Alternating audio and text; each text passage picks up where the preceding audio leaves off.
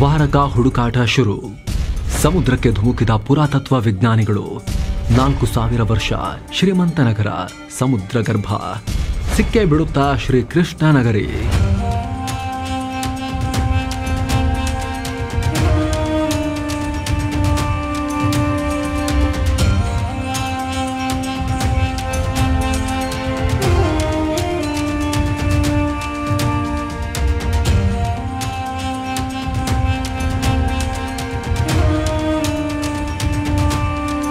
ನಮಸ್ಕಾರ ಸ್ನೇಹಿತರೆ, mastmaga.comಗೆ ಸ್ವಾಗತ. ನಾನು ಅಮರ್ ಪ್ರಸಾದ್.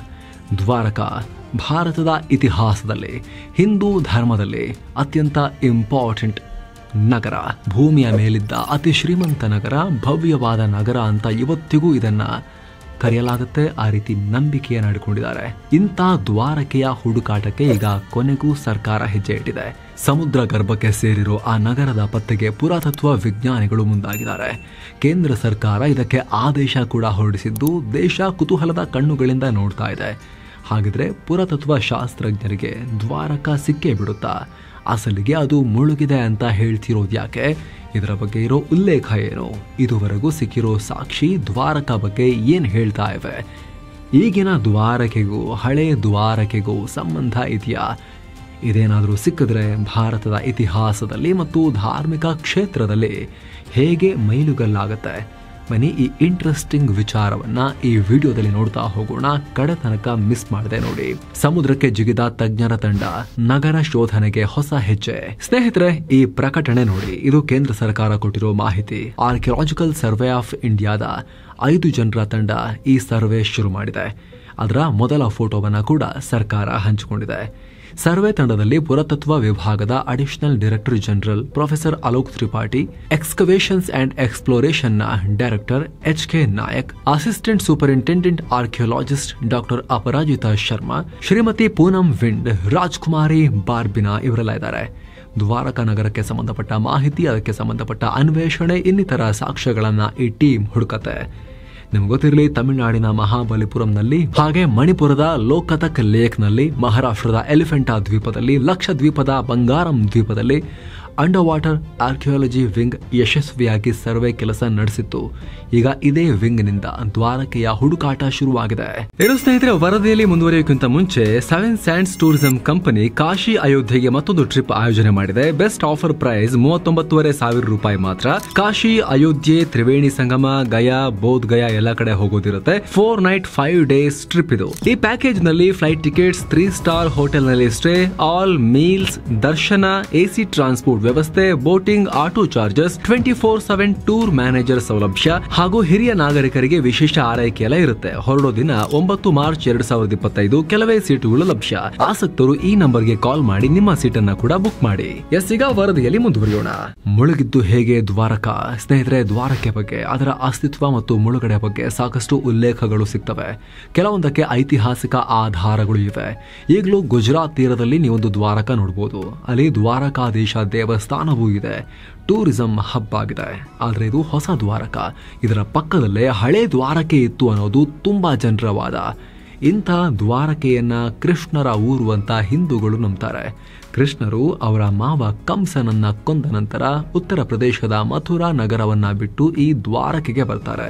ಕೃಷ್ಣರ ವಂಶಜರ ಮೇಲೆ, ಅಂದ್ರೆ ಯದುವಂಶದ ಮೇಲೆ ದಾಳಿ ಮಾಡೋದನ್ನ ತಡೆಯೋಕೆ ಕೃಷ್ಣ ಈ ನಗರವನ್ನ ನಿರ್ಮಿಸಿದ್ರು ಅನ್ನೋ ನಂಬಿಕೆ ಇದೆ. ಇದಕ್ಕಾಗಿ ಸಮುದ್ರ ರಾಜನಿಂದ 12 ಯೋಜನ ಅಂದ್ರೆ ಸುಮಾರು 96 ಚದರ ಕಿಲೋಮೀಟರ್ ಭೂಮಿಯನ್ನ ಪಡೆದು ನಗರವನ್ನ ನಿರ್ಮಿಸಿದ್ರು ಅಂತ ಪುರಾಣದಲ್ಲಿ ಉಲ್ಲೇಖ ಇದೆ. ಆ ಕಾಲಕ್ಕೆ ಇದು ಭವ್ಯವಾದ ನಗರವಾಗಿತ್ತು. ದೇವಶಿಲ್ಪಿ ವಿಶ್ವಕರ್ಮರಿಂದ ಇದನ್ನು ನಿರ್ಮಿಸಲಾಗಿತ್ತು. ಈ ಊರನ್ನ ರಕ್ಷಣೆ ಮಾಡೋಕೆ ಸುತ್ತಲೂ ಕಲ್ಲಿನ ಕೋಟೆ ಇತ್ತು. ಅದೊಂದು ವೆಲ್ ಪ್ಲಾನ್ಡ್ ಸಿಟಿಯಾಗಿತ್ತು. ಅರಮನೆಗಳು, ಕೋಟೆಗಳು, ಸಭಾಂಗಣಗಳು, ದೇವಾಲಯಗಳು, ಮಾರುಕಟ್ಟೆ, ಮನೆ, ಸುಸಜ್ಜಿತ ರಸ್ತೆ, ಹೀಗೆ ಆಗಿನ ಕಾಲಕ್ಕೆ ಅತ್ಯಾಧುನಿಕ ಅನ್ನೋ ರೀತಿಯಲ್ಲಿ ಎಲ್ಲವೂ ಇತ್ತು. ಅರಮನೆಗೆ ಚಿನ್ನದ ಬಾಗಿಲುಗಳಿದ್ವು, ಹರಳುಗಳಿಂದ ಹೊದಿಸಿದ ಕಂಬಗಳು, ಚಿನ್ನದ ಲೇಪನ ಇದ್ದ ಗೋಡೆಗಳು. ಇಡೀ ನಗರ ಸಮೃದ್ಧವಾಗಿತ್ತು, ಸಂಪೂರ್ಣವಾಗಿತ್ತು ಅಂತ ಉಲ್ಲೇಖಗಳು ನಿಮಗೆ ಪುರಾಣಗಳಲ್ಲಿ ಸಿಗುತ್ತೆ. ಮಹಾಭಾರತ, ಸ್ಕಂದ ಪುರಾಣ, ವಿಷ್ಣು ಪುರಾಣ, ಹರಿವಂಶಗಳಲ್ಲಿ ಸಾಕಷ್ಟು ಕಡೆ ಉಲ್ಲೇಖ ಇದೆ. ಸೊ ಇಂಥ ನಗರ ಕೃಷ್ಣ ಇರೋ ತನಕ ಚೆನ್ನಾಗಿತ್ತು. ಆದರೆ ಕಲಿಯುಗ ಆರಂಭದಲ್ಲಿ ಇದು ನಾಶವಾಯಿತು. ಸಮುದ್ರ ರಾಜ ಕೃಷ್ಣರಿಗೆ ಕೊಟ್ಟಿದ್ದ ಜಾಗವನ್ನು ವಾಪಸ್ ತಗೊಂಡ್ರು. ಯಾದವಿ ಕಲಹ ಶುರುವಾಗಿ ಎಲ್ಲ ಅಂತ್ಯ ಆಯಿತು. ದ್ವಾರಕೆ ಸಮುದ್ರ ಗರ್ಭಕ್ಕೆ ಹೋಯಿತು ಅಂತ ಹಿಂದೂ ನಂಬಿಕೆ. ಬಳಿಕ ಅಲ್ಲಿ ಹೊಸ ದ್ವಾರಕೆ ಬಂತು. ಕೃಷ್ಣರ ಮರಿಮೊಮ್ಮಗ ವಜ್ರನಭ ದ್ವಾರಕಾಧೀಶ ದೇಗುಲವನ್ನು ಕಟ್ಟಿಸಿದ್ರು ಅನ್ನೋದು ನಂಬಿಕೆ. ಎಲ್ಲ ಕಾರಣಗಳಿಂದ ದ್ವಾರಕೆಯನ್ನ ಸಪ್ತಪುರಿಗಳಲ್ಲಿ ಅಂದರೆ ಮಥುರಾ, ಅಯೋಧ್ಯೆ, ಹರಿದ್ವಾರ, ವಾರಣಾಸಿ, ಕಂಚಿ, ಉಜ್ಜಯಿನಿಗಳ ಸಾಲಿಗೆ ದ್ವಾರಕೆಯನ್ನ ಕೂಡ ಪುಣ್ಯಕ್ಷೇತ್ರ ಅಂತ ಆ ಸಾಲಿನಲ್ಲಿ ಪರಿಗಣಿಸಲಾಗುತ್ತೆ. ಇಲ್ಲೇ ತದನಂತರ ಶಂಕರಾಚಾರ್ಯರು ಒಂದು ಪೀಠವನ್ನ ಕೂಡ ನಿರ್ಮಾಣ ಮಾಡಿದ್ರು. ಸ್ನೇಹಿತರಲ್ಲಿ ಬರೀ ಪೌರಾಣಿಕ ಮಾತ್ರ ಅಲ್ಲ, ಬರೀ ಪೌರಾಣಿಕ ಈಗ ಯಾವುದೇ ಆಧಾರಗಳು, ಸಾಕ್ಷ್ಯಗಳು, ಕುರುಹುಗಳೇ ಇಲ್ಲ ಅಂತ ಅಂದಿದ್ದರೆ ಆರ್ಕಿಯಾಲಜಿಕಲ್ ಸರ್ವೆ ಆಫ್ ಇಂಡಿಯಾ ಕೂಡ ಸುಮ್ಮನಾಗ್ತಿತ್ತೇನೋ. ಆದರೆ ಇಲ್ಲಿ ಮುಳುಗಿದ ನಗರದ ಬಗ್ಗೆ ಸಾಕಷ್ಟು ಸಾಕ್ಷ್ಯಗಳು ಇವೆ, ಐತಿಹಾಸಿಕ ಆಧಾರ ಇವೆ. ಅದರಿಂದಾಗಿನೇ ಸಾಕಷ್ಟು ಮಿಸ್ಟೀರಿಯಸ್ ಆಗಿದೆ ದ್ವಾರಕೆಯ ವಿಚಾರ. ಸಿಂಧೂ ನಾಗರಿಕತೆಗಿಂತ ಹಳೆಯದು. ಸಿಕ್ಕಿರೋ ಸಾಕ್ಷ್ಯ ಹೇಳ್ತಿರೋದೇನು? ಸ್ನೇಹಿತರೆ, ದ್ವಾರಕೆಯಲ್ಲಿ ಆಲ್ರೆಡಿ ಒಂದು ಸರ್ವೆ ಆಗಿದೆ. ಅದರಲ್ಲಿ ಸಿಕ್ಕಿರೋ ಸಾಕ್ಷ್ಯ ನಗರ ಇತ್ತು ಅನ್ನೋದಕ್ಕೆ ಬಲವಾದ ಆಧಾರವನ್ನು ಕೊಡ್ತಾ ಇವೆ. ಇದನ್ನು ನಾವಲ್ಲ, ಯುನೆಸ್ಕೋನೇ ಹೇಳಿದೆ. United Nations Educational, Scientific and Cultural Organisation ಕೂಡ ಒಪ್ಪಿಕೊಂಡಿದೆ ಯುನೆಸ್ಕೋ. ಅಂದಹಾಗೆ ಈ ದ್ವಾರಕೆಯ ಹುಡುಕಾಟ 1930ರ ಕಾಲದಲ್ಲೇ ಶುರುವಾಗಿತ್ತು. ಹೀರಾನಂದ್ ಶಾಸ್ತ್ರಿ ಅನ್ನೋ ಆರ್ಕಿಯಾಲಜಿಸ್ಟ್ ಇದರ ಬಗ್ಗೆ ಸಂಶೋಧನೆ ಮಾಡಿದ್ರು. ಆದರೆ ಸಮುದ್ರದ ಆಳದಲ್ಲಿ ಏನಿದೆ ಅನ್ನೋದನ್ನು ತಿಳಿಯೋಕೆ ಅವಾಗ ಆಗಿರಲಿಲ್ಲ. ಅದಾದಮೇಲೆ 1963ರಲ್ಲಿ ಮತ್ತೊಂದು ಸಲ ದ್ವಾರಕೆಯ ಹುಡುಕಾಟ ಶುರುವಾಯಿತು. ಜೇಮ್ ನಾನಾವತಿ ಮತ್ತು HD ಸಂಕಾಲಿಯಾ ನೇತೃತ್ವದ ತಂಡ, ಅವಾಗ ನೆಹರು ಪೀರಿಯಡ್, ಆ ಪೀರಿಯಡ್ನಲ್ಲೂ ಕೂಡ ಎಕ್ಸ್ಕವೇಷನ್ ಅನ್ನು ನಡೆಸಲಾಗಿತ್ತು. ಬಳಿಕ 1979ರಲ್ಲಿ ಮತ್ತೆ ಸಂಶೋಧನೆ ಆಯಿತು. ಈ ಟೈಮ್ನಲ್ಲಿ ಸಾಕಷ್ಟು ಮಹತ್ವದ ಸಾಕ್ಷ್ಯ ಸಿಕ್ತು. ಮುಖ್ಯವಾಗಿ ಕೆಂಪು ಬಣ್ಣದಲ್ಲಿದ್ದ ಮಡಿಕೆಯ ಆಕೃತಿಯ ವಸ್ತು ಸಿಕ್ತು. ಇದನ್ನು ತಗೊಂಬಂದು ಸಂಶೋಧನೆಗೆ ಒಳಪಡಿಸಿದಾಗ ಕನಿಷ್ಠ 3000 ವರ್ಷ ಹಳೆಯ ತುಂಡು ಅದು ಅಂತ ಗೊತ್ತಾಯಿತು. ನಿಮಗೆ ಗೊತ್ತಿರಲಿ, ಇದರ ಪಕ್ಕದಲ್ಲಿರೋ ಕ್ಯಾಂಬೆ ಕೊಲ್ಲಿಯ ಒಳಗೆ ಈ ಮುಂಚೆ ಒಂದಷ್ಟು ವಸ್ತುಗಳು ಸಿಕ್ಕಿದ್ವು. ಮಡಿಕೆ, ಗೋಡೆಯ ತುಂಡು, ಮನುಷ್ಯರ ಮೂಳೆ, ಹಲ್ಲು ಎಲ್ಲ ಸಿಕ್ಕಿತ್ತು. ಅದನ್ನು ಸಂಶೋಧನೆಗೆ ಒಳಪಡಿಸಿದಾಗ ಅದು 9000 ವರ್ಷ ಹಳೆಯದು ಅಂತ ಸಾಗರ ವಿಜ್ಞಾನಿಗಳು ಹೇಳಿದರು. ಅಂದರೆ ಈಜಿಪ್ಟ್ ಮತ್ತು ಚೀನಾದ ನಾಗರಿಕತೆಗಿಂತ ಇದು ಹಳೆಯದಿರಬಹುದು ಅಂತ ಅವರು ಅಂದಾಜು ಮಾಡಿದ್ರು. ಹೀಗಾಗಿ ಅದರ ಪಕ್ಕದಲ್ಲಿರೋ ದ್ವಾರಕೆ ಬಗ್ಗೆ ಸಿಕ್ಕಾಪಟ್ಟೆ ಕುತೂಹಲ ಇತ್ತು. ಹೀಗಾಗಿ 1983ರಿಂದ 1990ರ ನಡುವೆ ಮತ್ತೆ ಎಕ್ಸ್ಕವೇಷನ್ ನಡೀತು. ಈ ಟೈಮ್ನಲ್ಲಿ ತಜ್ಞರನ್ನ ಅಚ್ಚರಿಗೊಳಿಸೋ ಆಧಾರ ಸಿಗುತ್ತೆ. ನೀವೀಗ ನೋಡ್ತಾ ಇದ್ದೀರಾ ಸ್ನೇಹಿತರೆ, ಕಲ್ಲಿನ ತೊಟ್ಟಿ, ಇಟ್ಟಿಗೆಗಳು, ಟ್ರಯಾಂಗುಲರ್ ಶೇಪ್ ಇರೋ ಆಕೃತಿ ಎಲ್ಲ ಇವೆ. ಇವು ದ್ವಾರಕಾ ಕರಾವಳಿಯ ಒಳಗೆ ಅರಬ್ಬಿ ಸಮುದ್ರದಲ್ಲಿ 3 ರಿಂದ 6 ಮೀಟರ್ ಆಳದಲ್ಲಿ ಇದ್ದ ವಸ್ತುಗಳು. ಚಪ್ಪಟೆಯಾಗಿರೋ ಇಟ್ಟಿಗೆ, ಈ ರೀತಿಯ ಆಕೃತಿ ಎಲ್ಲ ಸಿಕ್ಕಿದ್ವು. ಆನಂತರ ಮತ್ತೊಂದು ಎಕ್ಸ್ಕವೇಷನ್ ಆಯಿತು. ಅಲ್ಲಿ ವೃತ್ತಾಕಾರದ ಕಲ್ಲಿನ ಆಕೃತಿ, ಇಟ್ಟಿಗೆಗಳು, ತೊಟ್ಟಿ ತರದ ಆಕೃತಿ ಸಿಕ್ಕಿದ್ವು. ಇವುಗಳ ಪರೀಕ್ಷೆ ಮಾಡಿದಾಗ ಶಕಪೂರ್ವ 3000ದಿಂದ 1500 ತನಕ ಇದರ ಕಾಲ ಇರಬಹುದು ಅಂತ ಹೇಳಲಾಗಿತ್ತು. ಅಂದ್ರೆ 3500ರಿಂದ 5000 ವರ್ಷಗಳಷ್ಟು ಹಿಂದಿನದ್ದು ಅಂತ ಗೊತ್ತಾಗಿತ್ತು. ಹೀಗಾಗಿ ದ್ವಾರಕೆಯ ಈ ಜಾಗದಲ್ಲಿ ನಗರ ಇದ್ದಿದ್ದಂತೂ ಖಚಿತ. ಅದು ಶ್ರೀಕೃಷ್ಣರ ದ್ವಾರಕೆನೋ ಅಥವಾ ಇನ್ನೊಂದು, ಒಟ್ಟಲ್ಲಿ ನಗರ ಇದ್ದಿದ್ದು ಖಚಿತ ಅನ್ನೋದು ಇತಿಹಾಸಕಾರರು ಹೇಳೋ ಮಾತು.